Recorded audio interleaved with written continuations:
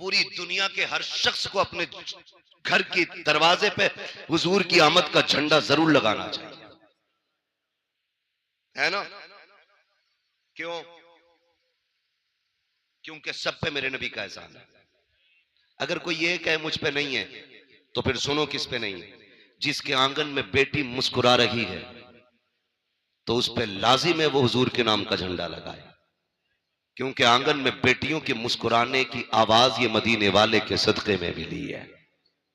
अगर आज कोई मां जूता लेके बेटे के मुंह पे मारती है और बेटा मुस्कुरा के गर्दन झुका के खड़ा है, तो ये तेरा कमाल नहीं, ये मदीने वाले का कमाल है।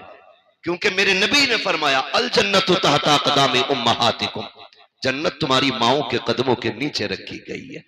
हाँ, और अगर बाप चौराहे पे बेटे के थप्पड़ मार दे और बेटा गर्दन झुका के फिर भी मुस्कुरा के कहे अब्बा है मेरा, तो फिर ये कमाल बाप का नहीं, ये कमाल आमीना के लाल का है।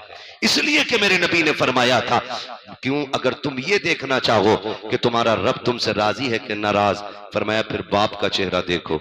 अगर तुम्हारा बाप तुमसे राजी है तो समझ लेना पैदा करने वाला खुदा भी तुमसे राजी है, पैदा करने वाला खुदा भी तुमसे राजी है। तो जिसे बाप मिला वो झंडा लगाए, जिसे मां मिली वो भी झंडा लगाए, जिसे बेटी मिली वो भी झंडा लगाए, और जिसे आजादी मिली वो भी झंडा लगाए। वरना तारीख तो यहां तक रखी है, दुनिया ईरान के किस्से पढ़ती है, दुनिया यूनान की कहानियां सुनाती है, बड़े बड़े तबीबों की दास्तानें उठा करके देखो। एक दौर ऐसा भी गुजरा है, बड़े अदब के शहर में, हकीमों के शहर में कानून ये था, किसी कमजोर को जीने की इजाजत नहीं थी, सिर्फ ताकतवर जिया करते थे। एक गोद में मां की बच्चा कमजोर आया, जब पता चला हुकूमत को गरीब बच्चा पैदा हुआ है, हुकूमत की तरफ से ऐलान कर दिया गया चाहे मां अपने बच्चे को पहाड़ी से फेंक दे, इसलिए कि गरीब को जीने का अधिकार नहीं है। अगर गरीब माशरे में सांस लेगा तो माशरा कमजोर हो जाएगा, ये सोच करके कमजोर बच्चे को मार दिया जाता था। अल्लाह अकबर, तारीख गवाह है, एक मां अपने बच्चे को सीने से लगा करके हुकूमत के आगे मजबूर होकर के पहाड़ी की ऊंचाई पे चल रही है। बच्चा कमजोर हो या ताकतवर हो, लेकिन मां के जिगर का टुकड़ा होता है। बच्चा काला कुतरा हो, चाहे जैसा भी हो, लेकिन मां के लिए चांद का टुकड़ा होता है। उस मां ने अपने शहजादे को सीने से लगाया, पहाड़ की बुलंदी पर लेके चल रही है। कभी लाल का चेहरा देखती है, कभी तड़प जाती है, कभी रो के बेटे को देखती है, कभी पहाड़ की बुलंदी देखती है। पहुंची है पहाड़ की ऊंचाई पे, थाक के देखती है नीचे की तरफ। जब जमीन देखी तो लाल को लिया, देख के कहती है परवरदिगार मेरा बच्चा इतना कमजोर है, पहाड़ की ऊंचाई इतनी है, या अल्लाह ये फेंका गया तो इसकी हड्डियां कितनी जगह से टूटेंगी। ये सोच के वो रोई है, उसने एक आह भरी थी, खुदा की कसम उसी आह का जवाब बन करके मक्के में अब्दुल्ला के घर में मेरे नबी ने आके बताया था, ओ लोगों दिल तोड़ा न करना, यहाँ सिर्फ ताकतवर को नहीं बल्कि जमीन पे कमजोरों को भी उतना ही जीने का हक है जितना किसी ताकतवर को जीने का हक। नारे तकबीर, नारे रिसालत, जश्न ईद मीलादुन नबी, मसलके आला हजरत हजरत अल्लामा मुफ्ती हम्माद रजा कादरी, सरजमीने फरीदपुर, नारे तकबीर, सुभान अल्लाह। किसी को जीने का हक नहीं था। आज मुझे बताओ, आज मुझे बताओ ये इज्जत है किसके सदके में? बोले हुजूर के सदके में। मेरे आका ने आते ही सबसे पहला मक्के शरीफ में इंसानियत का वो सबक पढ़ाया कि जिसकी मिसाल नजर नहीं आती। तवज्जो है ना? बर्दाश्त करें, बातें मेरी बड़ी कड़वी आने वाली है। मैं आईना को दिखाऊंगा दाग चेहरे के, जिसे खराब लगे सामने से हट जाए। बातें कड़वी करने लगा हूं। अभी नवाब भाई ने भी पढ़ा और हसन भाई ने भी काफी शेर सुनाए होंगे बेटियों के हवाले से। बेटियां मारी नहीं जाएंगी। हुजूर आ गए। सिर्फ एक सवाल रुक के पूछना चाहता हूं, हुजूर के दौर में पैदा होने के बाद बेटी मारी जाती थी, हुजूर से पहले? आज पैदा होने से पहले ही बेटी मार दी जाती है। आज पैदा होने से पहले ही बेटी मार दी जाती है। पहले लोग दामाद बनाना पसंद नहीं करते थे, आज बहू बना के बेटी मार दी जाती है। किस दौर में जी रहे हैं हम? ये सबक था मेरे नबी का। डॉक्टर इकबाल ने कहा था, यूं तो सैयद भी हो, मिर्जा भी हो, अफगान भी हो, तुम सभी कुछ हो, बताओ कि मुसलमान भी हो। क्या आज बेटियां नहीं मारी जा रही? आए दिन अखबार में देखो, जहेज के लिए गला घोट दिया, गाड़ी के लिए आग लगा दी बेटी में। क्यों? क्या ये किसी के जिगर का टुकड़ा नहीं? आज बेटियां सामान की तरह बेची जा रही हैं। हम मुसलमान हैं। एक दिन मुसलमानों के हालात देखे मैंने। पहले जो अंग्रेजों में और मगरिबी तहजीब में जो चलन था ना, लड़की लड़का एक जगह बैठ करके अंगूठी पहनाते थे, गैरत का जनाजा निकल गया हमारी। आज कलमा पढ़ने वालों में यह चलन आ गया है, एक ही स्टेज पे, एक ही मंच पर दुल्हा भी होता है, दुल्हन भी होती है। इंगेजमेंट का वो बेगैरती वाला नाच नाचा जाता है कि लड़का लड़के को अंगूठी पहनाता है, लड़की लड़के को अंगूठी पहना रही है। कहां चली गई हमारी हया, कहां मर गया जाके आंखों का पानी। ये दिन देखने बाकी थे उम्मत को। एक तरफ खजा के अंदर बेटियां बुर्का पहन करके सो रही है कि अगर हमारे ऊपर बिल्डिंग गिर भी जाए, लोग हमारी लाशें निकालने आए, तो हमारा बदन बेपर्दा नहीं होना चाहिए। वो नकाब में खजा के अंदर मलबे से तवी निकलती है और हिंदुस्तान बैश की सांस लेने वाली मेरी कौम की बेटियां बेगैरती का जनाजा, इतनी तेजी से गैरत का जनाजा निकाल रही है, अंगूठी मर्दों के सामने पहना रही है। और यार किधर चली गई हमारी गैरत? मैं पूछना चाहता हूँ, आका करीम तशरीफ लाए, बेटियों को इज्जत मेरे नबी ने बख्शी है, मुझे बताओ तो सही, हमने मुआशरे को कितना बचाया है? कितनी आसानी से कह देते हैं मौलाना 7 उम्रें करके आया हो, मैंने 8 उम्रें कर लिए हैं। क्या नतीजा है इस उम्रों से? अगर तेरी बेटी मंच में बैठ करके गैरों के सामने अंगूठी पहनाए, इसे गैरत कहते हो, इसे तरक्की कहते हो? मैं तो ये कहता हूँ वो अंधेरा की भला था कि कदम राह पे थे, रोशनी लाई है मंजिल से बहुत दूर हमें। रोना नहीं चाहिए आज हमें, रोना नहीं चाहिए। बात उलमा की आती, कहते मौलवी पुरानी बात पीट रहा। याद रखिएगा, हम पुरानी करते हैं लेकिन इतनी भी नहीं कि जो चले ना। हम जो बात करते हैं ना, ये वो बात है जो खुदा की कसम यहां भी चलेगी, मरने के बाद वहां भी चलेगी। भाई इसका ई को कम करो, आवाज दो यार, आवाज साफ समझ में आनी चाहिए। तवज्जो है ना सारे लोगों की? ये कंडीशन हमारी है, अंगूठी पहनाई जा रही है, अंगूठी। शर्म नहीं आती है? जानते हो तो मैं बताऊं इस्लाम का दौर कैसा गुजरा। मौलाए कायनात मौला अली रजी अल्लाह ताला, जिनको हैदर कर्रार कहा जाता है, जिनको शेरे खुदा कहा जाता है, जिनकी तलवार चलती थी तो फिजा से आवाज आती थी, आवाज आती थी, शाहे मर्दा शेरे यज़दा कुव्वते परवरदिगार, ला फता इल्ला अली ला सैफा इल्ला जुल्फिकार। ऐसी आवाज आती थी जिनके तलवार के टाइम पे। उनका दौरे खिलाफत है, दौरे खिलाफत। एक बच्ची ना नकाब की ओढ़ करके चौराहे से गुजर रही है, तवज्जो है ना, सुन रहे हैं सारी बात, बहुत गौर से मेरी बात सुनिएगा। चौराहे से बच्ची गुजर रही है और चेहरे पे नकाब पड़ा है, कपड़ा पड़ा है।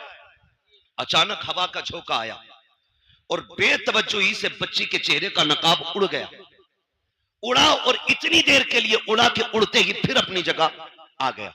उसी बीच एक नौजवान की नजर उसकी आंखों पे पड़ गई, आंखों की खूबसूरती देखी दीवाना हो गया। लेकिन वो बिगड़े हुए नहीं थे, मैं ये भी बता दूं, वो ऐसे नहीं थे कि रात के 3-3 बजे 2-2 घंटे नाली पे बैठ के मोबाइल से बात कर रहे। अच्छा खासा पढ़ा लिखा इंसान हो के 3 घंटे नाली पे बैठ के मच्छर मारता, 3-3 घंटे। और फिर कह रहे अब्बा रिश्ता तेरी मर्जी से नहीं अपनी से करूंगा। क्यों? कि तुम्हें नहीं पता औरत कैसी होनी चाहिए। अबे जानवर, जिसकी जिंदगी 40 साल एक औरत के साथ गुजर गई, उसे नहीं पता बीवी कैसी होनी चाहिए? तो 3 घंटे नाली पे बैठ के बात करके आया है और तुझे पता है औरत कैसी अच्छी होती है। ये कंडीशन हमारी कौम की। तो चेहरे पे नजर पड़ी ना, जैसी नजर पड़ी देखा तो कुछ और नहीं, एक बूढ़ी औरत को बुलाया, कहा अम्मा, कहा हाँ, कहा फला जो बच्ची है ना उसके लिए मेरी शादी का पैगाम ले जा। क्या कहा? क्या ले जाना है? शादी का पैगाम ले जा। जब इतनी बात कही ना, बुढ़िया ने कहा क्यों? कहा अम्मा बात यह है कि वो रास्ते से गुजर रही थी, मेरी नजर उसकी नजरों पे पड़ गई और मैं उसकी आंखों पे फिदा हो गया, मुझे उससे निकाह करना है।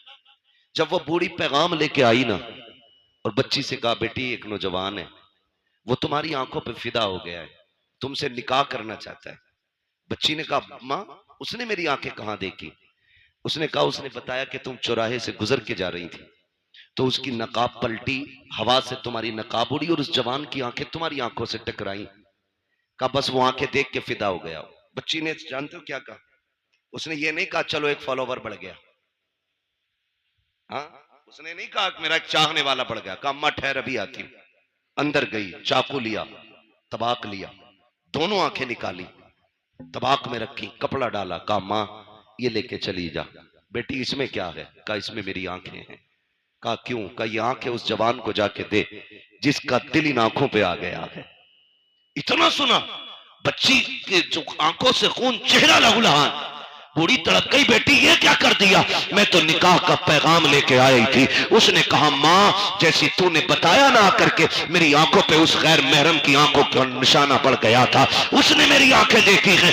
मैं ये सोच के गैरत से पानी पानी हो रही थी, अगर कयामत में खातूने जन्नत ने मुझसे ये पूछ लिया कि किन आंखों से मेरे पास आई है जिस आंखों पे एक मर्द की नजरें पड़ गई थी, अम्मा मैं क्या जवाब दूंगी? ये आंखें लेके चली जा, आंखें उससे मुबारक हो खातूने जन्नत की मोहब्बत मुझ कलीफ को मुबारक। नारे तकबीर, नारे रिसालत, जश्न ईद मीलादुन नबी, पैगामे मजहब इस्लाम, मसलके आला हजरत हजरत अल्लामा मुफ्ती हम्माद रजा मुरादाबादी, सरजमीन फरीदपुर। नारे तकबीर, सुभान अल्लाह। जो है ना सारे लोगों की, तो भाई ये कंडीशन, एक दौर हमारा ऐसा भी गुजरा है।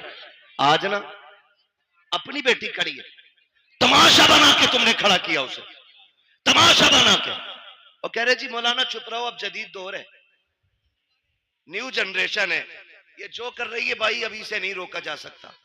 मैंने कहा तुम नहीं जानते हो, जो हुजूर के हो जाते वो किसी दौर की तरफ नहीं, मदीने वाले मुस्तफा की डोर की तरफ देखा करते हैं। सीधी सी बात, सीधी सी बात। ये हालात हमने बनाए तो रिश्ते हो रहे हैं, उसके अलावा नुकसान आप देखें, बुरा ना मानिए। मेरा नबी बेटियों का बोझ बढ़ाने नहीं, बोझ घटाने आया है। बोझ घटाने के लिए मेरा नबी आया। आज कितना बड़ा बोझ हमने बना दिया। बच्चियां जवान होती हैं ना, बाप के सर पे सफेदी आने लगती है, इसलिए नहीं कि वो बच्ची नहीं पाल सकता। जो बाप 18 बच्चे पाल सकता है उससे 2 बेटियों की रोटी नहीं कमेगी? कमा सकता है ना, फिर भी सफेदी क्यों आ गई? उसे ये फिक्र खा जाती है खुदा जाने मेरे दरवाजे पे मेरी बेटी का हाथ थामने कौन आएगा। आज रोड पे निकलो लड़के लड़के, मार्केट में जाओ लड़के लड़के, एयरपोर्ट पे जाओ लड़के लड़के, बस स्टैंड में, ट्रेन में लड़के लड़के, लेकिन एक बहन का रिश्ता करने के लिए निकलो ना तो लगता है दुनिया खाली हो गई है। एक सही रिश्ता तलाश करने में बाप और भाई की चूतियां टूट जाती हैं। क्या लड़के मर गए? नहीं हैं, लेकिन बेटी के लायक लड़का नहीं मिल रहा है। ये क्या है? ये हमारे रवैयों की खराबियां हैं, ये हमारी तरबियत की एक वो भद्दी तस्वीर है जिसे आपको बर्दाश्त करना पड़ेगा। कहने को जमींदार भी है, पैसे वाला भी है, लेकिन 5 मिनट बैठ के देखो तो सही से इंसान नहीं लगता है। 1800 की जूती ले आए ना तो यूं मुंह पे चढ़ा के रखता है, और जब तक पूछ ना लो रेट यूं ही हिलाता रहेगा। नीचे कर भाई, ये औकात रह गई है हमारी। क्या है तेरे पास? कितनी दौलत है? सिकंदर भी आया, बड़े बड़े दौलत वाले आए, खाली हाथ चले गए, लेकिन किसी के पास कुछ नहीं था। और फिर भी हमें देख, ये अलग बात है, खामोश खड़े रहते हैं, फिर भी जो लोग बड़े हैं वो बड़े रहते हैं। ऐसे असलाफ से मिलता है हमारा शजरा जिनके कदमों में कई ताज पड़े रहते हैं।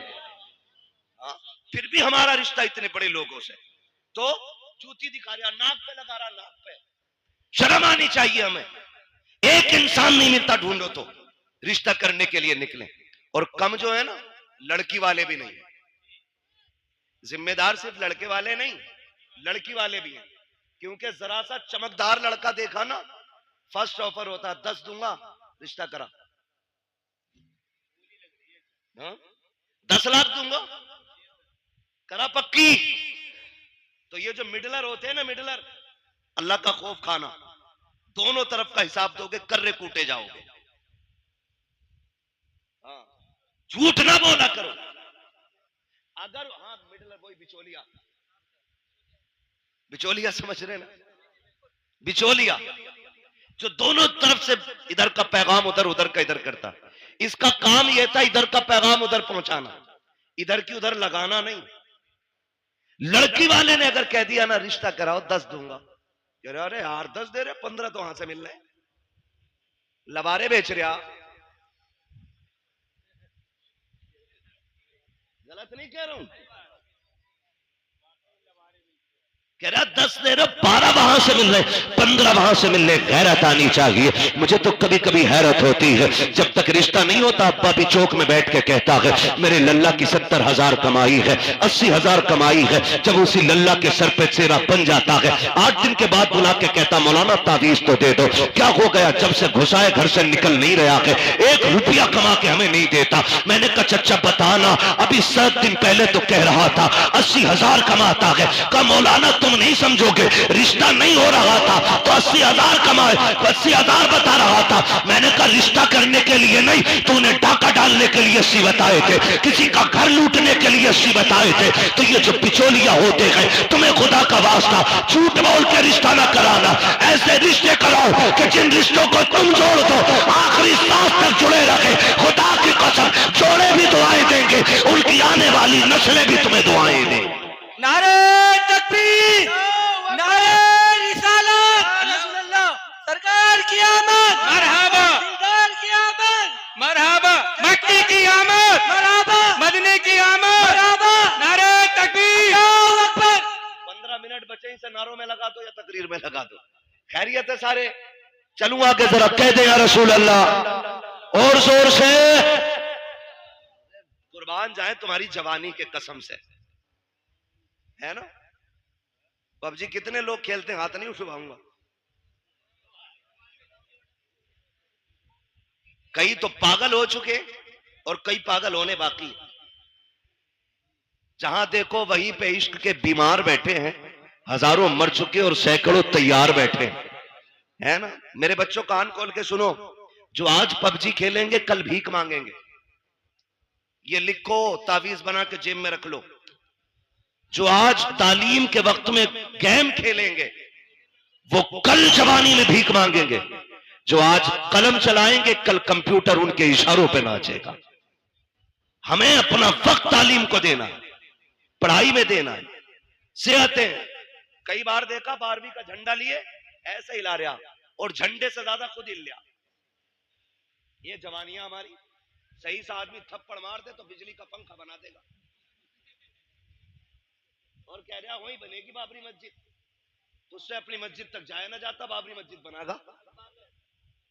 ये कंडीशन हमारी कौम की है। महबूब ने फरमाया जल्दी सोया करो और जल्दी उठा करो, कभी बीमार नहीं हो।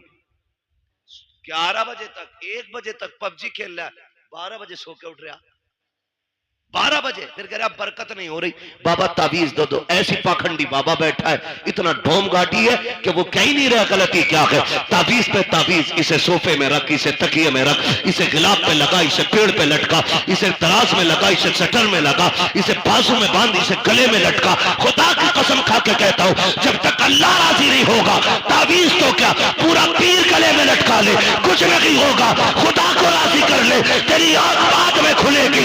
रिस्क का इंतजाम वर्षों से पहले कर दिया जाएगा। जो रज़ाक है उसे भूले बैठे हो, जो चोर है उसे बनाए बैठे हो। सब कुछ बदलो यार अपने तरीके। हम तो मुसलमान हैं,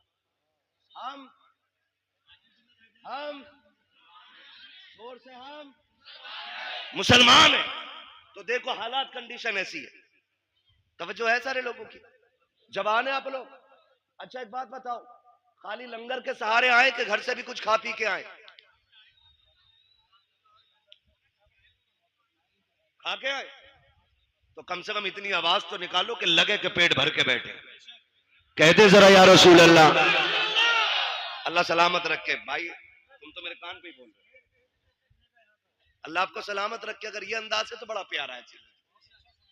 तवज्जो है साहब? नींद तो नहीं लग रही अभी? थोड़ा सा वक्त बाकी है, बस बर्दाश्त कर लें। दवा जितनी ज्यादा कड़वी होती है फायदा उतना ज्यादा होता है। बस यही समझ के, कड़वी बातें समझ के बर्दाश्त कर लें। अल्लाह आपको सलामत रखे। ये रिश्तों की कंडीशन है। 10-10 लाख में लबारे बिक रहे हैं और बिकने वालों को मैं कुत्तों के पिल्ले से भी ज्यादा अहमियत नहीं देता। नुकसानात बहुत है। तो जरा सा चमकता लड़का देखा, 10 दे देंगे, कराओ बात। लड़के वाले के भाव हो गए 10 मिलने। इतने तो मेरी जमीन में भी ना बढ़े। 5 बीघे ली थी, अभी वही 8 की हुई है, 7 की ली थी। और लड़के में डायरेक्ट 10 लाख कहा नहीं जी, वहां भी नहीं करनी है। तो लड़की वाला फिर कह रहा है चलो 15 दिलवा दियो। मैं आपको एक बात बता दूं, जिंदगियां पैसे से खुशी के साथ नहीं गुजरती हैं, जिंदगियां प्यार से खुशी के साथ गुजरा करती हैं। अगर पैसा खुशी के लिए काफी होता ना तो आज आप देखें जितने एक्टर्स हैं, किसी के 6 निकाह हो गए, किसी के घर में 17 निकाह के बाद कोई आके 18वें निकाह में बैठी है, जबकि पैसा मुंह छूटे। पता ये चला दौलत में सुकून नहीं, मदीने वाले की सुन्नत में रब ने सुकून रखा है। पैसे वाला ढूंढ रहा 10 लाख 20 लाख, और पता ये चला कि बिक गई सारी। 8 दिन न लगे, बिक गई। क्योंकि लल्ला बस कहते, पहले पता चला था कि बियर पी रिया, तो क्या बियर थोड़ी, वो जूस पी गए। जूस बता रहा बियर को, शराब है ये, हराम है ये। मौलाना जूस है ना, मौलाना को ना पता। बेटे जितने ब्रांड तू जानता है ना वो कहां से बनते हैं ये सब मौलाना जानता है। ये कान खोल के सुन लेना कि मौलाना को जूस बना के उल्लू ना बनाना। मौलाना इस जूस की पूरा मिक्सचर जानता है ये कहां से बना है। तो कह रहे जूस पी रहा, शादी से पहले जूस पी रहा था, अब चुपके से कह रहा रात को ना कोई तावीज दे दो, पौवा पी के पड़ा था। बिक गई सारी, रह गई धरी की धरी दौलत। रिश्ते अगर तलाश करने गए अमीरों की चौखट पे नहीं, मस्जिद के दरवाजे पे जाके तलाश कर। आप कहेंगे वहां कैसे? गारंटी है मेरी, जा। अगर तुझे बेटी का निकाह करना है ना, पाबंदी से बाजमात नमाज अदा करना शुरू कर।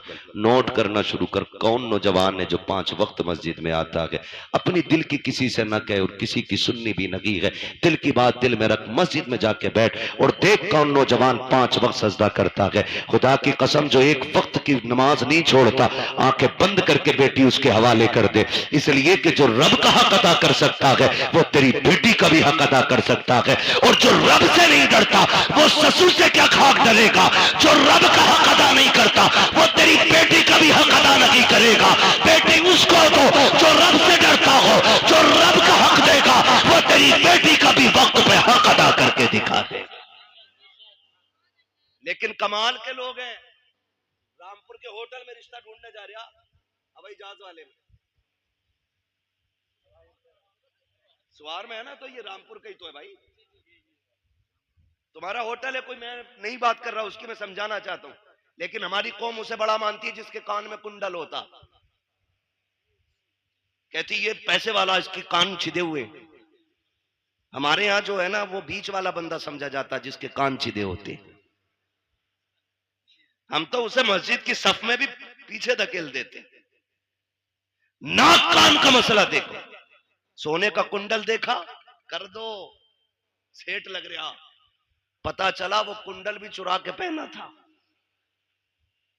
ऐसे रिश्ते करते? ऐसे रिश्ते नहीं होते। बताऊं तुम्हें रिश्ते कैसे होते? मक्के की जमीन है, अब्दुल मुत्तलिब का आंगन है, चांद सा रब ने बेटा एक और अता किया, दुनिया जिसे अब्दुल्ला कहती है। कौन है अब्दुल्ला?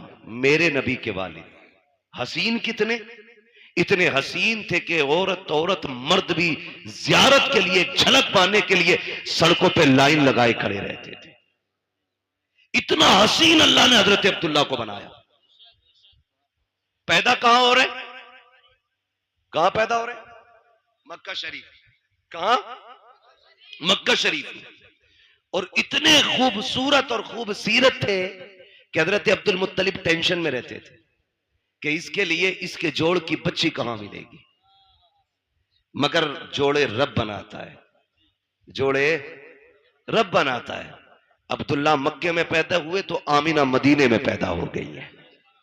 हुजूर की अम्मी मदीने में पैदा हुई। ना हजरत अब्दुल्ला के हुस्न का जवाब, ना हजरत आमीना के हुस्न का जवाब। सीरत में ये भी बेमिसाल, सीरत में वो भी बेमिसाल, सूरत इनकी भी बेमिसाल है, सूरत उनकी भी बेमिसाल है।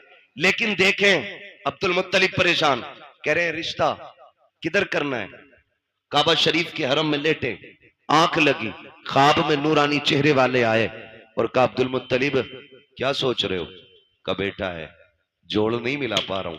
फरमाया परेशान ना हो, सुबह उठना, मदीने जाना, वहाब बिन मुनब्बा की बेटी का हाथ मांग लेना, रब ने उस आमिना को तेरे अब्दुल्ला के लिए बनाया है।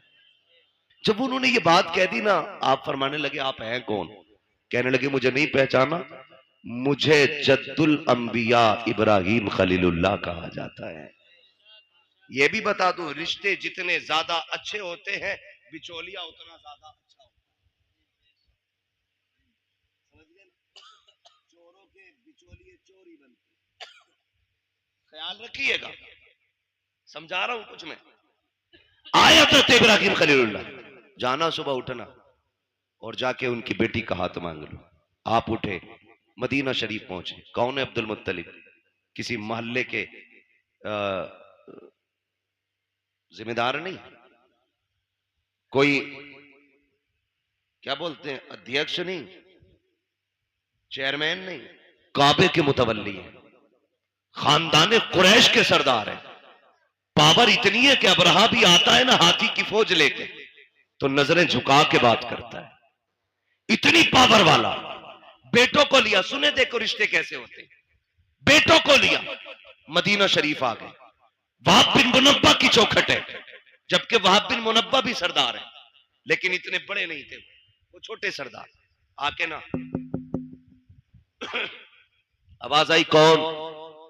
का अना अब्दुल मुत्तलिब। इतना सुना ना माथे पे पसीना आ गया वहाब बिन मुनब्बा के। इतना बड़ा सरदार मेरे दरवाजे पे। दरवाजा खोला, देखा तो देखते रह गए। आपने कहा वहाब बिन मुनब्बा क्या देख रहे हो? कहा मैं ये देख रहा हूं मेरा नसीब मक्के का सरदार, खानदान कुरैश का पावरफुल सरदार मेरी चौखट पे। कहा जी। का तशरीफ लाइए। 3 दिन तक मेहमान नवाजी की। 3 दिन के बाद कहते हैं सरकार बताए ना कैसे आना हुआ था। अब जरा गौर से सुनना प्यारे, रब ने जिन्हें बेटे दिए हैं बहुत गौर से मेरी बात सुनिएगा। मक्के का सरदार है, पावरफुल है, ताकत वाला है। आपने अपनी चादर की झोली बनाई, बनाने के बाद वहाब के सामने फैलाई। कहा था वहाब बिन मुनब्बा। कहा जी। कहा अपनी बेटी आमीना भीख में दे करके मेरी इज्जत में 4 चांद लगा दीजिए। देखो बेटियां इस तरह मांगी जाती हैं, बेटियों को इस तरह भीख में लिया जाता है। कितना सीना ठोक के कहते हो 10 देगा तो बारात लेके आऊंगा, 15 देगा तो बारात लेके आऊंगा। बारात को कोरमा मिलेगा तब आएंगे। बोटी होनी चाहिए, हड्डी नहीं होनी चाहिए। तेरे बाप ने कमा के नहीं रखा है जो तू बेटी के घर पे सैकड़ों को ले जाके हराम के लुक में तोला करता है।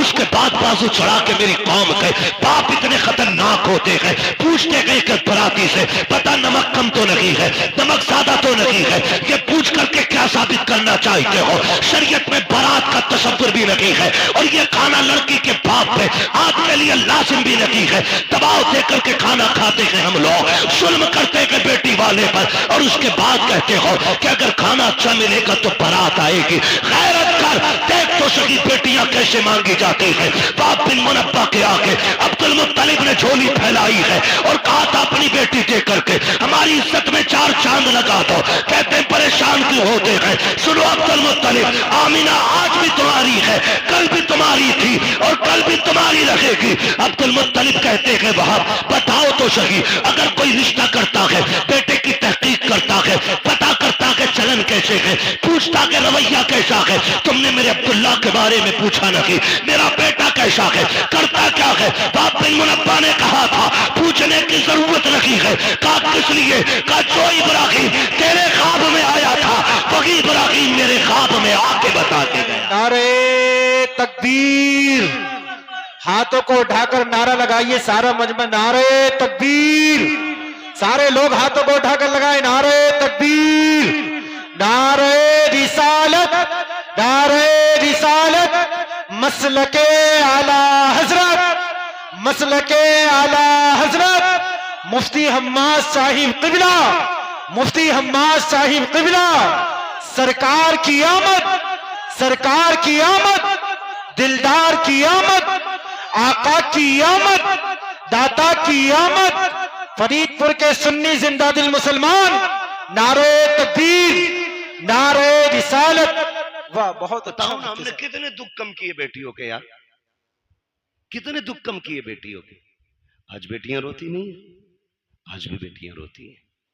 जब शाम को थका हारा बाप मजदूरी करके घर आता है ना, और बेटी आगे रोटी रखती है तो हाथ कांपते हैं उसके, इसलिए कि वो बाप का उतरा हुआ चेहरा नहीं देख पाती। और ऊपर से हमारे समाज के ताने, कहते हैं घर में बेटियां पाल रहा है, इससे निकाह नहीं हो रहा है। ये ताने देख करके आप जीते जी मार देते हो बेटी के बापों को। किसने हक दिया हमें ये, किसने हक दिया। और हमारे रवैये देखे हम ही है ये। आज जो बेटियों को फांसियां लग रही है ना, ये आरएसएस वाले नहीं लगा रहे, खुदा की कसम हमारी बहुओं को हम ही जहर दे के मार देते। क्या रवैया हमारा ये, कौन सा तरीका ये, कब बदलेंगे हम। एक बाप बेटी का रिश्ता करने के लिए 3-3 बार 10-10 हजार का कर्जा लेके देखने वालों का पेट भराता है, और ये नाक तक खा के जाके कहते हैं बेटी पसंद नहीं आई हमें। वो बेगैरत जब पसंद नहीं थी तो गरीब बाप का खर्चा क्यों कराया, मर जाता ना खाता तो। समाज की मुश्किलों को आसान करो, यही 12वीं वाले का पैगाम है, यही 12वीं वाले का पैगाम है। लेकिन बढ़ाते जा रहे हैं, बढ़ाते जा रहे हैं। खत्म करें ये रस्म साहिब, खत्म करें। चौक में, मंडी में, रोड पे जहेज रखा जाता है, उस वक्त तक गाड़ी में नहीं भरा जाएगा जब तक पूरे बस्ती को नुमाइश नहीं करा दी जाएगी। दिल पे हाथ रख के बता, आज मेरी बेटी है, कल तेरे आगे भी बेटी होगी। आज मैं चौक में रख के जहेज दिखा रहा हूं, दुनिया के सामने ला के रख देता हूं, लोग तमाशाई बन के देखते हैं। तुम क्या सोच के दिखाते हो, गांव वालों को पता चल जाए मैंने क्या क्या दिया है। नहीं यार, तुमने तो दुनिया की सारी चीजें दे दी, क्योंकि रब ने तुम्हें दौलत से नवाजा था, तुम्हें पैसा दिया था, तुमने एक एक चीज ला के बहन बेटी के जहेज में रख दी। लेकिन तुम्हें नहीं पता उस जहेज को देखने के लिए सिर्फ अमीरों की बच्चियां तो नहीं आती हैं, ठेला चलाने वालों की भी बच्चियां आती हैं, खुरपा चलाने वालों की बच्चियां आती हैं, खेत काटने वालों की बच्चियां भी आती हैं, मजदूरी करके बच्चे पालने वालों की भी बच्चियां आती हैं। जब तुम्हारी बेटी के जहेज में रखा हुआ 40,000 का फ्रिज देखती होगी तो पता गरीब की बेटी के जिगर पे क्या गुजरता होगा। जब वो चीमते तवे से लेकर के कढ़ाई मशीन तक देखती होगी, मुझे पता मजदूर की बेटी के दिल पे क्या गुजरती होगी। तुम तो ये सोचते हो हमने जहेज इसलिए लगाया ताकि दुनिया 4 दिन तक बातें करे। खुदा की कसम, तेरी 4 दिन की ये बातें कहीं गरीब की आंख बन के तेरी खुशियों को डहना ले। ऐसा ना हो कहीं तेरे घर की खुशियों को आग ना लग जाए। जरूरी नहीं है जहेज रोड पे रखा जाए, दुनिया की दौलत उठा के दे, लेकिन तमाशा ना बना, मुट्ठी बंद करके दे दे। जो ले रहा है वो भी तेरा है, जो दे रहा है वो भी तेरा है। इसलिए गरीब को ना दिखा, मुट्ठी बंद करके दे ताकि तेरी भी राजी रखे और गरीब मजदूर की बेटी भी बाप के आंगन में राजी रहे। लेकिन हमने तमाशे बनाए, हमने नुमाइश बनाई, और इस नुमाइश ने बेटियां हमारे सर पे बोझ बना दी। गलत नहीं कह रहा हूं, इस नुमाइश ने बेटियां बोझ बनाई, इस दिखावे ने मार डाला। अभी कुछ दिन पहले की बात, कुछ दिन पहले की बात, हम 2 बारातें थी। कितनी बारातें थी? एक बारात में हम भी थे और एक दूसरी बारात कहीं से आई थी, जाना एक ही घर पे था, एक ही घर पे दोनों बारातें आई। जो दूसरी बारात आई ना, दूल्हा ने बदतमीजी शुरू कर दी, और इतनी बदतमीजी हुई कि निकाह नहीं हुआ। एक बहन का निकाह हो जाता है, दूसरी का नहीं हुआ। मुझे एक बात बताओ, कहने को तो आसान है बारात लौट गई, लेकिन मुझे कोई बताएगा जो बिजलियां उस बेटी के दिल पे गिरी होंगी जिसके हाथों पे निकाह के लिए मेहंदी लगी हो, जो सुर्ख जोड़ा बैठ करके पहन के तैयार बैठी हो कि कोई आएगा जिंदगी भर का वादा करके आज लेके चला जाएगा। जब उसको पता चला होगा कि बारात वापस जा चली गई है, तो कोई उसके दर्द का अंदाजा लगा सकता है? मुझे लगता है खुदा की कसम जो दर्द का झटका उसको लगा होगा, अगर समंदर में डाल दिया जाए ना उस दर्द का एक हिस्सा, तो समंदर भी सूख करके एक कोयला बन जाता। मगर मेरी कौम, हमने अभी तमाशे बंद नहीं किए हैं, अभी हमें गैरत नहीं चढ़ रही है। बदले ये रवैये, निकाह इतने आसान कर दो कि बेटियां रोए ना, कलमा पढ़े और कहे एहसान रब का हुजूर की उम्मत में पैदा किया गया। इतने आसान निकाह कर दो, इतना आसान कर दो निकाह। अल्लाह आपको सलामत रखे। मेरे भाई, ये मुश्किलें जो आई हैं ना बेटियों पे, इसे खत्म करने की कोशिश करेंगे इंशाल्लाह, करेंगे इंशाल्लाह। जो रिश्ता करने जा रहे हैं ना, ये भी 3-3 गाड़ी भर के लेके जा रहे हैं, देखने के लिए 10-12 लोग जा रहे हैं, और एक झटके में तो मुंह दिखाई होती भी नहीं है। 8 लोग आए, देख के चले गए, फिर फोन की घंटी बजी। अब क्या रह गया ना, बुआ ने ना देखा अभी, ला भाई बुआ भी ला, वो भी यतीम है। बुआ देख के गई, कह रहे हमारी वो जो है ना तेरी चचेरी मुमानिया, वो भी आएंगी, क्यों उन्हें भी हराम के खाने की आदत है ना, वो भी आएंगी देखने के लिए। ओ भाई बंद करो ये, लड़के के घर वाले देख ले, बहन मां देख ले, खाला फूफी सारी चली आ रही है ठलवी, कोई काम ही नहीं है। बंद करो ये तमाशे, निकाह इतना आसान कर दो कि बाप बेटी को बोझ ना समझे। करेंगे इंशाल्लाह ऐसा, वादा करें इंशाल्लाह ऐसी करेंगे। कितने लोग 10 लाख लेंगे जहेज में, हाथ उठा के बताते। कोई बात नहीं मेरे बच्चे, बात समझी नहीं उस बच्चे ने, इसलिए जल्दी में हाथ उठा दिया। डिमांड करेंगे। एक सबसे बड़ा नुकसान बता दूं, टाइम मेरा ओवर चल रहा है, लेकिन मैं फिर भी एक नुकसान बता दूं। जो लोग ना डिमांड रखते हैं, जब उनकी बहुएं घर में आ जाती हैं ना, तो फिर वो ससुर को अब्बा नहीं कहती हैं, सास को अम्मा नहीं कहती हैं, और शोहर को शोहर नहीं कहती हैं। क्या कहती हैं? सास को बुढ़िया, शोहर को, वो ससुर को डाकू, और शोहर को नौकर कहती है। इसलिए कि रिश्ता नहीं हुआ, उनके बाप ने गुड्डा खरीदा है। मालूम है तेवर क्या होते हैं अब्बा के, 1 रुपया भी कम हुआ बारात लौट जाएगी। तो जो 1 रुपया वो बाप लेके आता है ना, गोलक तोड़ के, नसीब फोड़ के, जैसे भी लाता है, वो बच्ची को याद रहता है। फिर वो तुमसे 1-1 रुपए का हिसाब लेती है, फिर जीभ निकाल देती है इतनी, फिर कह रहे अब्बा नहीं कह रही, क्यों तूने कौन सा बेटी वाला रवैया इख्तियार किया उसके लिए?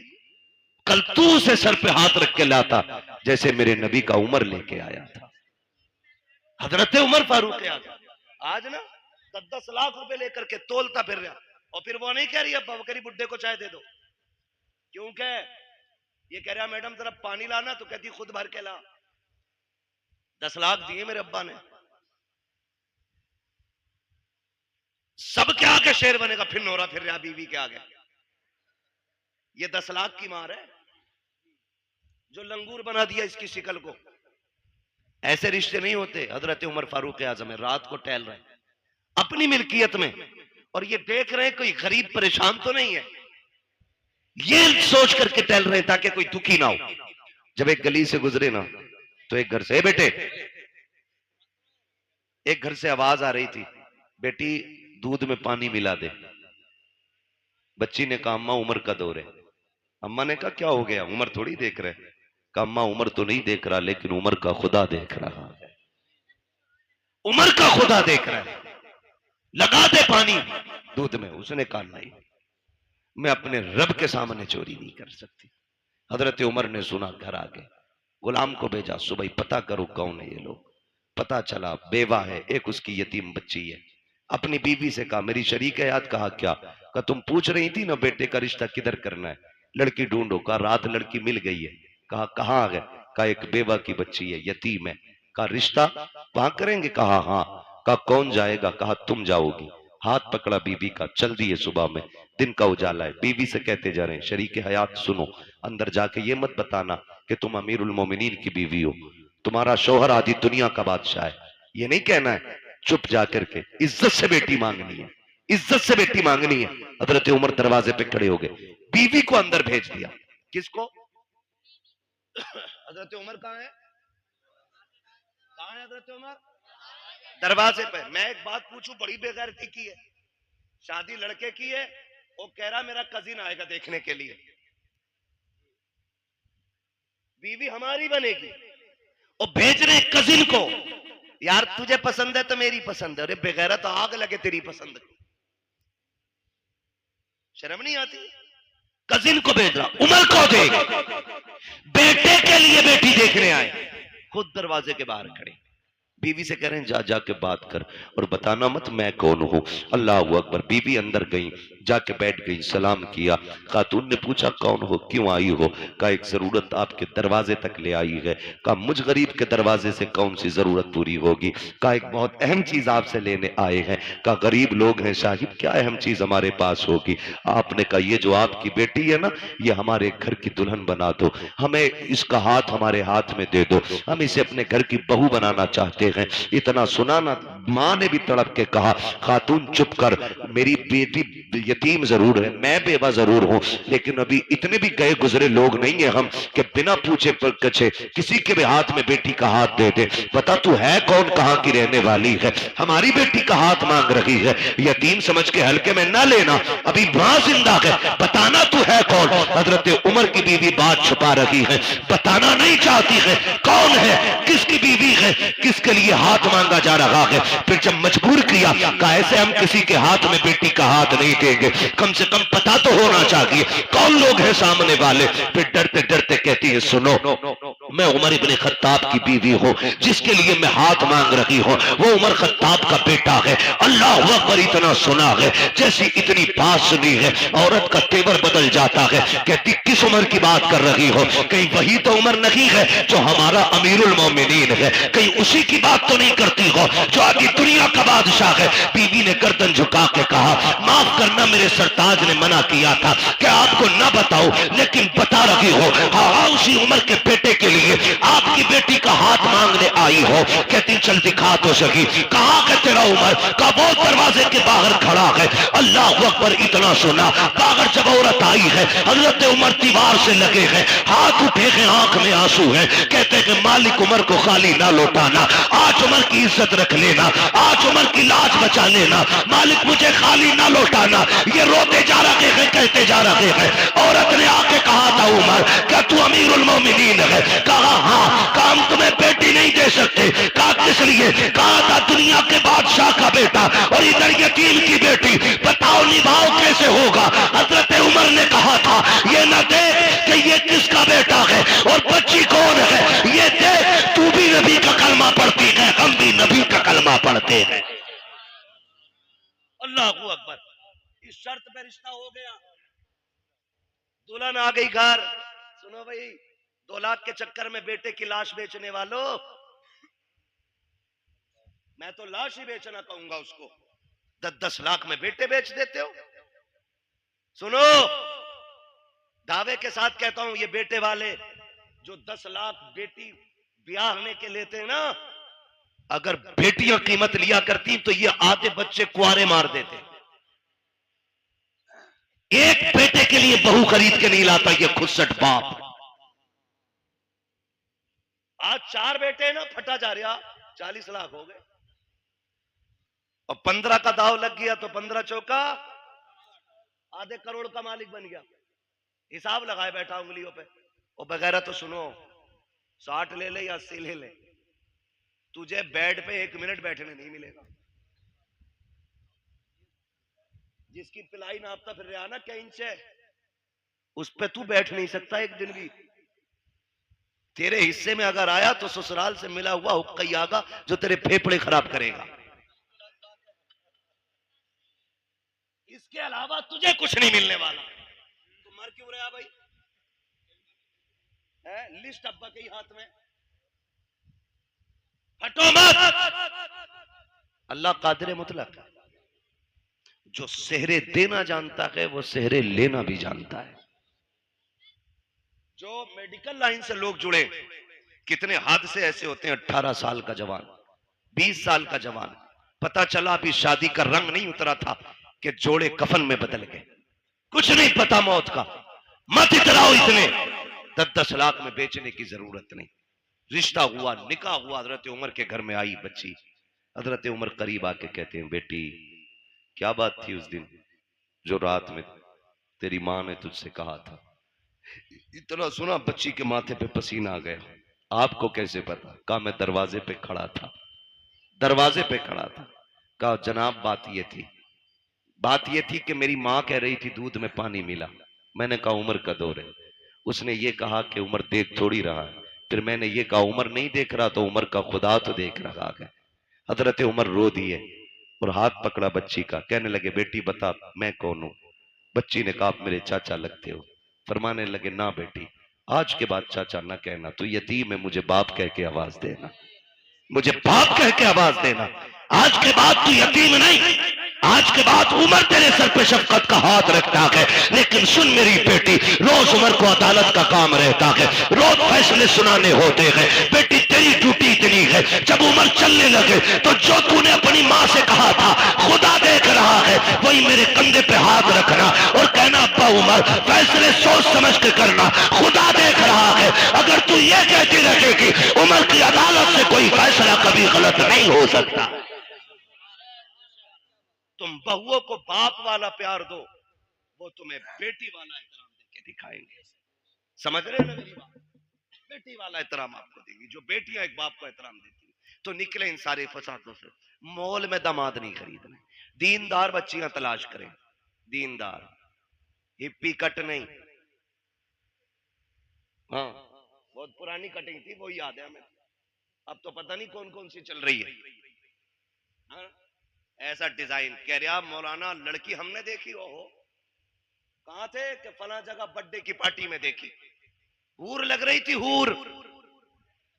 आई है ना शादी के बाद जो दे दौड़ा, ले दौड़ा, उठा पटक के भूत आ गए। मैंने भूत नहीं, पूरी भूतनी लेके आया है।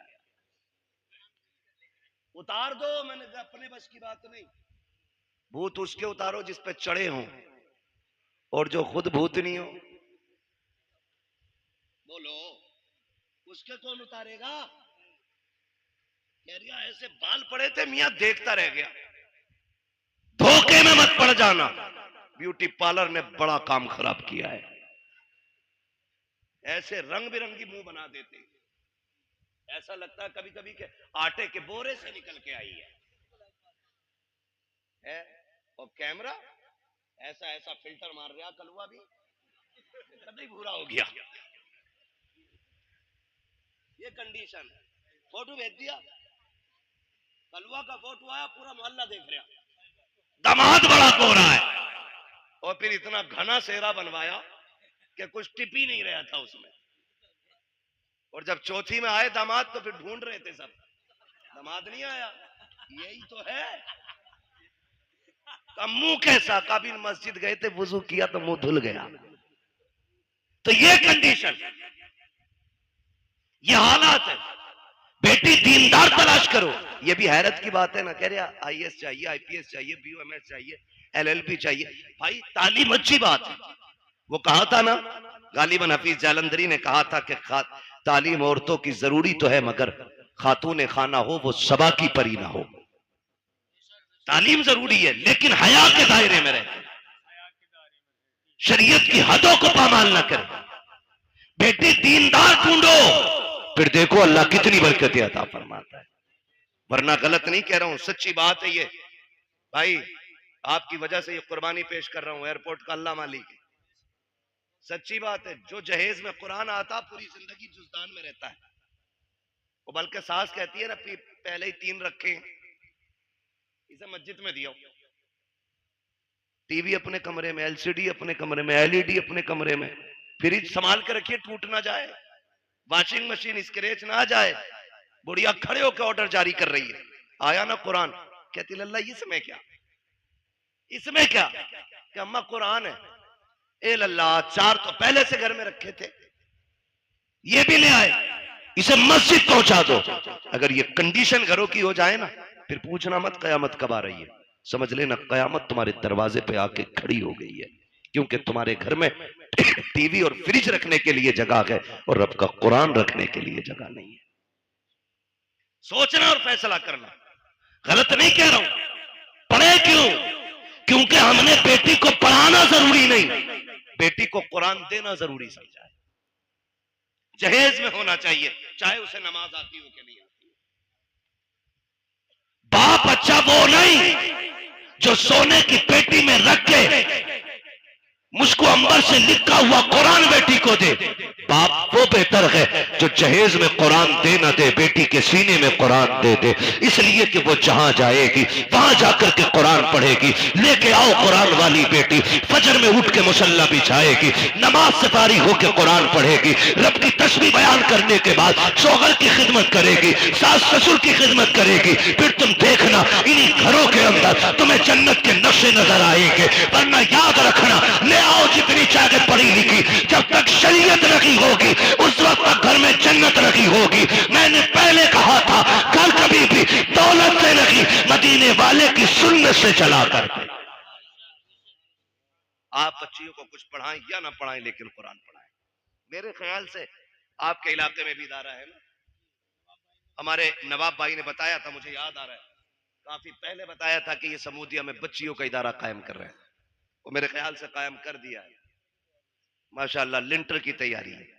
ये इदारे हमारे जिम्मेदारियां हैं हमारी। इन्हीं इदारों के जरिए इंशाल्लाह हमारी बेटियां कनीज़े फातिमा ज़हरा बनेंगी, कनीज़े फातिमा ज़हरा बनेंगी। इन इदारों के जरिए बेटियां, मैं आपको एक बात बता दूं, बेटे बुरा ना माने, क्योंकि मैं भी अपने अब्बा का बेटा हूं। वो ये ना समझे कि बेटों को बड़ा खुल के बुरा कह रहा है, ये सच्ची बात है।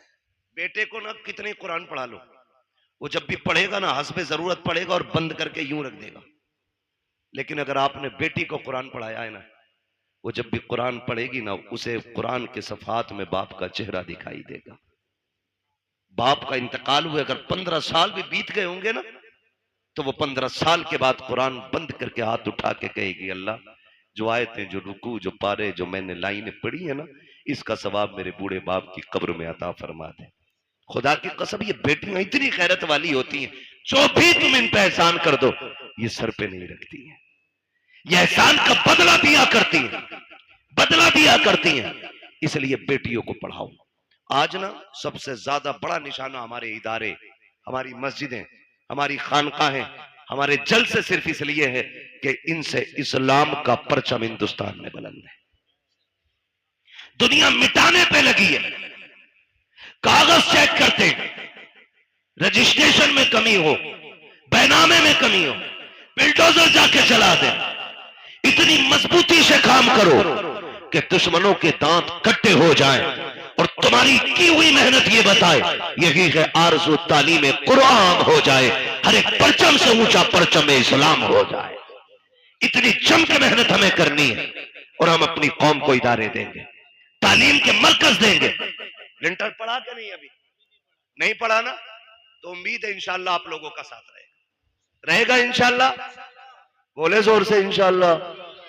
हाँ, वरना याद रखना, वही नेकी है जो अपने हाथ से कर जाओ, वही नेकी है जो अपने हाथ से कर जाओ। हम जो कमाते हैं ना, वो अपने लिए नहीं, दूसरों के लिए कमाते हैं।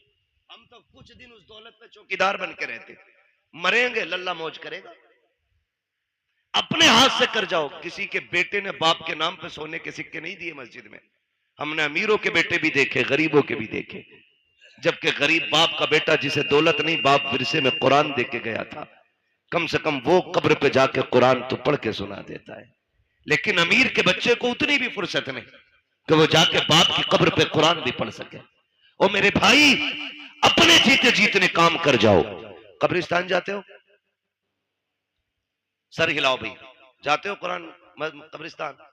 माशाल्लाह, जो लोग समझ गए उन्होंने हाथ उठा दी, समझदार हो गए ना। अल्लाह सबको सलामत रखे। और फिर फरीदपुर के लोग समझदार ना होते तो जलसा ही क्यों करते? सबसे बड़ी पहचान समझदारी की तो हुजूर की मिलाद सजाना है ना। तवज्जो है ना? कब्रिस्तान जाते, कब्रें सारी सलामत हैं, कुछ बैठ भी गई है। कुछ बैठी भी होंगी और कुछ कब्रों के निशान भी खत्म हो गए होंगे, मिट्टी डाल के बराबर भी कर दी गई होंगी, कुछ में निशान भी बनाए गए होंगे, लेकिन कई कब्रें ऐसी होंगी जिनका पता ही नहीं होगा ये किसकी। किसी सफेद बालों वाले को लेके जाना, अब्बा ये किसकी कब्र है, वो कहेंगे मैंने भी नहीं देखा, मरते हुए मेरे अब्बा ने बताया था कि यहाँ हमारे गांव के सबसे बड़े जमींदार दफन हुए थे, ये वो थे जो 500 एकड़ के मालिक थे।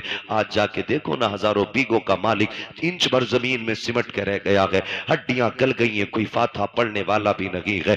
फूल डालने की तो बड़ी बात यार, लोग कब्र पे मिट्टी डालने भी नहीं आते हैं, तख्ते गले सड़े दिखते रहते हैं, कफन के धागे नजर आते हैं, कोई छुपाने वाला भी नहीं होता। तो तुम्हें क्या लगता है कि हमारी औलाद हमारी कब्र पे बैठ करके रोज कुरान पढ़ा करेगी, रोज हमारी कब्र पे बैठ करके फकीरों के नाम पे लंगर लुटाया जाएगा? कभी नहीं, कोई नहीं। अगर आज हमें महीनों में टाइम मिलता है, हमारे बच्चों को 6 महीने में भी टाइम नहीं मिलेगा। हम 6 महीने में जाते हैं, हमारे बच्चे साल भर में भी नहीं जाएंगे।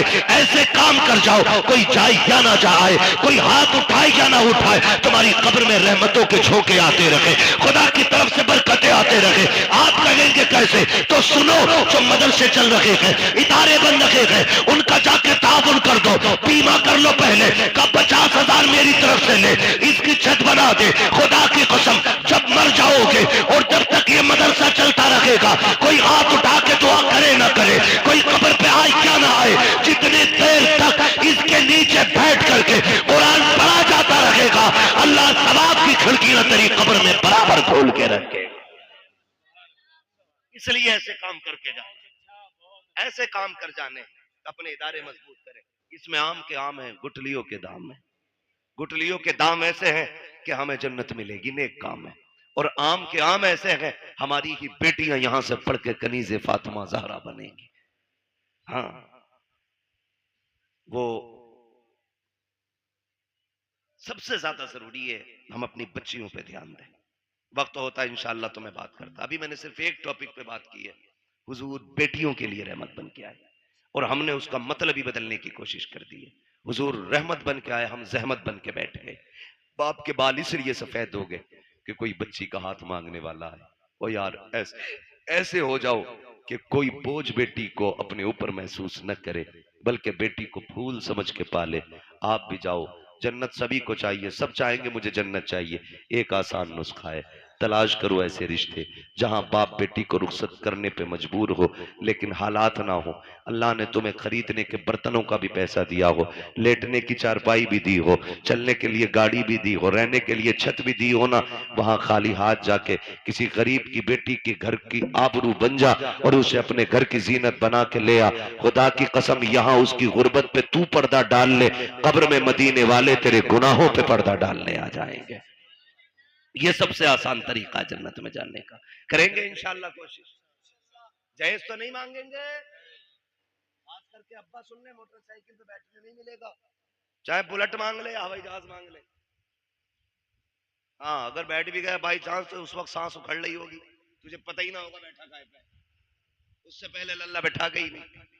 इसलिए मेरे भाइयों को गुजारिश है, बच्चों को टोकिन ना समझे, लॉटरी ना समझे, बेटों को खुदा की नेमत समझे।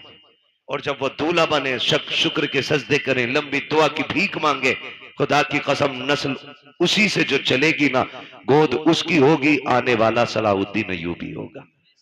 जरूरी है हम नस्लों को बेहतर करें। मेरे हुजूर आए और सबसे पहला सबक आका ने दिया, इक़रा बिस्मि रब्बिकल्लज़ी खलक़। पढ़ने का हुक्म मेरे नबी ने सबसे पहले दिया। जिस नबी ने सबसे पहले तालीम को आम किया ना, आज उसी की उम्मत सबसे ज्यादा जाहिल है, उजट है, गवार है।